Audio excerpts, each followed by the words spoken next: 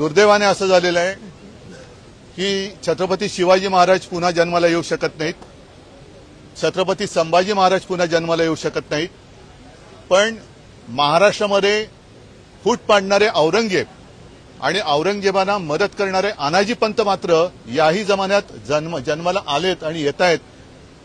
याच्यासारखं दुसरं दुर्दैव का असू शकत नाही. काल अशी काही लोक आपल्या देशात आहेत की जणू काही ब्रह्मदेवाला आम्हीच जन्म दिला आणि जगभर ब्रह्मज्ञान सांगत फिरत असतात.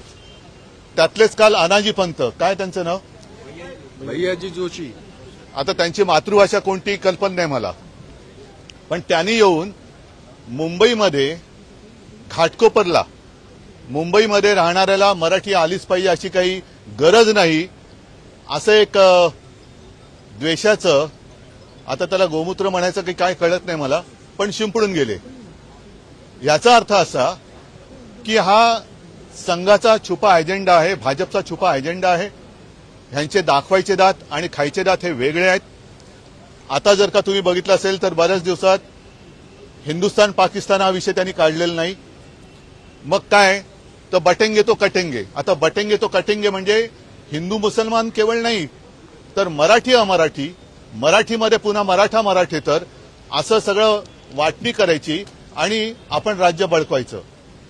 हे जे कोणी अनाजी पंत काल आले होते त्या अनाजी पंतांना मी सांगतोय की मी तुम्हाला त्यांना आव्हान देतोय की अशी भाषा त्यांनी अहमदाबादमध्ये जाऊन करून दाखवावी, तामिळनाडूमध्ये करून दाखवावी, कर्नाटकात, केरळमध्ये, बंगालमध्ये ही तिकडे भाषा करून नुसती दाखवावी आणि भाषा करून दाखवायची नाही तर भाषा करून सुखरूप येऊन दाखवावं. मराठी माणूस हा सहृदय आहे, दयाशील आहे, म्हणून कोणी यावं आणि टपली मारून जावं अशी आता ही पद्धत आहे. आणि यातून मराठी माणूस हा भाजप किंवा संघ खिचगंटीत धरत नाही. आम्हाला मराठी माणूस काय मतं देणारच आहे, जातोय कुठे. आणि ही मुंबई तोडण्याचा म्हणजे मुंबईमध्ये इथली भाषा गुजराती, इथली भाषा मला वाटतं अनिल तुम्ही आता विधान परिषदेत हा मुद्दा मांडला, सगळ्यांनीच चांगला, शशिकांत बोलले, भाई जगताप बोलले, सगळ्यांनीच चांगले मुद्दे मांडलेले आहेत. ही भाषावार प्रांतरचना देशाची झाली, आता ही मुंबईची भाषावार गल्ली रचना करतात की काय, आणि मग तोडाफोडा आणि राज्य करा. ही अत्यंत घाणेरडी आणि विकृत मानसिकता या निमित्ताने सगळ्यांसमोर आलेली आहे. काल ज्याप्रमाणे मला वाटतं विधान परिषदेत मुख्यमंत्री बोलले की कोरटकर काय करताय, कोरटकर हा चिल्लर माणूस आहे, तसं मुख्यमंत्र्यांनी जाहीर करायचं भैयाजी काय करतायत, भैयाजी जोशी हा चिल्लर माणूस आहे.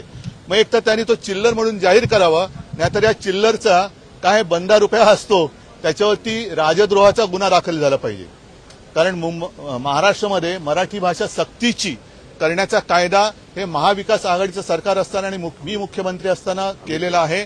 या कायद्याच्या विरोधात इकडे मराठी भाषा आली नाही तरी चालेल असं बोलण्याचं धाडस करणाऱ्यावरती एकावरती कायद्याचा जर का बडगा उगारला तर यापुढे असं कोणाची बोलण्याची हिंमत होणार नाही. आणि नाहीतर मग त्यांनी सांगावं की संघाचा आणि भाजपचा छुपा एजेंडा आहे. एक तर कारवाई करावी, नाहीतर हे जे काही पाप आहे हे त्यांनी मान्य करावं.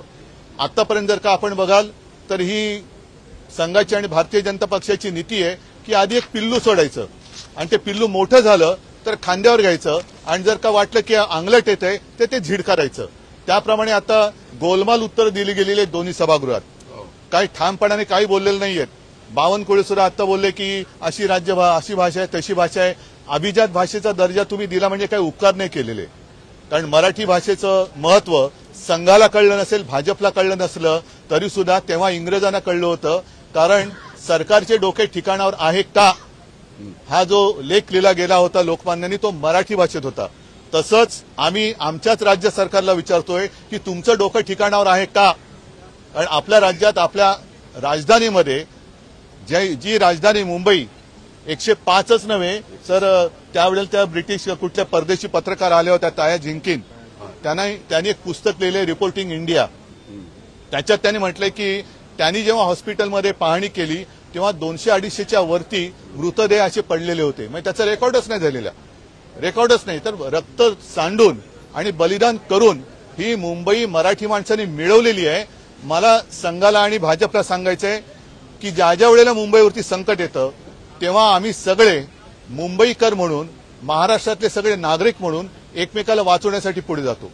मग ती नैसर्गिक आपत्ती असेल, जर अतिरेक्यांचा हल्ला असेल, अगदी 92-93च्या दंगलीमध्ये सुद्धा गुजराती माणसानं सुद्धा हिंदू म्हणून वाचवणारी शिवसेना होती. हे वाद लावून पळतात, वाद लावतात आणि पळून जातात. करोनाच्या काळामध्ये सुद्धा सगळेजण आम्ही एकत्रित सगळ्यांना माणूस म्हणून आणि आपल्या देशाचे महाराष्ट्राचे मराठी माणसंच काय सगळे इतर भाषिकांना सुद्धा आपलेपणाने जपलं होतं. त्या आपलेपणामध्ये तुम्ही साखर टाकू शकत नसला तरी मिठाचा आणि विषाचा खडा टाकू नका. मुंबई एक चांगली महानगरी आहे, ती जिंकायची असेल तर चांगलं काम करून जिंका, विष घालून जिंकू नका. जर का तुम्हाला स्पर्धा करायची असेल तर चांगल्या कामाची स्पर्धा करा. मी मागे एका भाषणात बोललो होतो की याच मुंबईमध्ये शिवसेनेने रक्तदानाचा जागतिक विक्रम केलेला आहे. तसं काहीतरी काम आरएसएसने करून दाखवावं.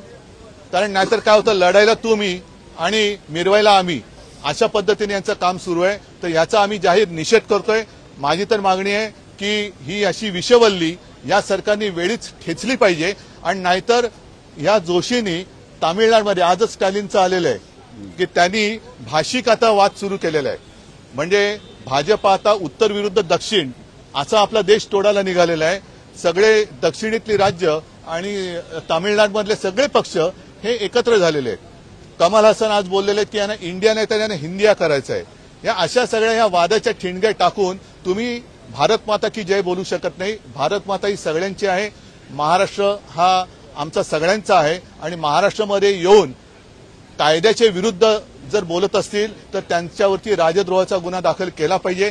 त्यांचा आम्ही तर जाहीर निषेध करतोय. पण भारतीय जनता पक्षाने आणि विशेष म्हणजे अगदी भारतीय जनता पक्षामध्ये भारतीय जनता पक्षातले मूळ जे हाताच्या बोटावर राहिले असतील ती लोक, त्याच्यात आलेले सगळे गद्दार, यांना जर का आपल्या मातृभाषेबद्दल प्रेम असेल तर त्यांनी सगळ्यांनी या जोशींचा निषेध केलाच पाहिजे. ही आमची जाहीर मागणी आहे. आम्ही तर करत आहोत आणि आता मी तुमच्याशी बोलल्यानंतर आम्ही सगळेजण हुतात्मा स्मारकात जाऊन हुतात्म्यांना आम्ही अभिवादन करणार आहोत. तिकडे त्यांना सांगणार आहोत की कोणी किती विष घालवलं तरी आम्ही मराठी माणूस मुंबई आमच्या हातातनं कोणालाही हिसकावून घेऊ देणार नाही. म्हणजे नाही, ज्याप्रमाणे तुम्ही बलिदान केलं त्या बलिदानाची शपथ घेऊन आम्ही मुंबई ही महाराष्ट्रापासून आणि मुंबईची वाटणी आम्ही व्हायला देणार नाही.